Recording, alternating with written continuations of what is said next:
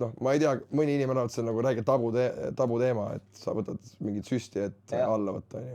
Minu jaoks tabu teema on see, kui sa oled nagu ülekaaluline ja sa ei saa elus teha asju, nagu mis sa teha tahad. Ja siis kuu ajaga ma võtsin alla äkki 15 kilo peaaegu. Okei.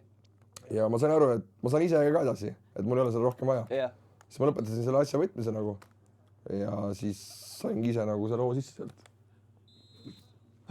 Eks ta vist on nagu ikkagi vaimselt keeruline. Ei, ta päeva lõpuks on su oma distsipliin, mitte mingi... Aga no sul on see näljatunne ilmselt kogu aeg ikkagi tegelikult. Tere. Ja näljatunne on ikka, aga ongi, et lõppude lõpuks ju päeva lõpuks siis nagu mitte mingisugune imeravim ei võta sul kaalust alla, et sa pead ise nagu ikkagi distsiplineerima. Toitumine. Ja no põhinipp oli see ka, et ma läksin, sa lähed ikkagi tühja kõhuga magama, on ju. Aga sa lähed niimoodi magama, et ma vaatan Woldi menüüs McDonald'sit. Ja nii kaua vaatasin, kuni magama jäin lihtsalt. See oli sinu see Insta-reels, vaata. See oli minu nagu see taku, kuidas ma nagu magama läksin, et ma lähed tühja kõhuga magama nagu, aga vaatad seda Woldi menüüd sealt McDonald'sit.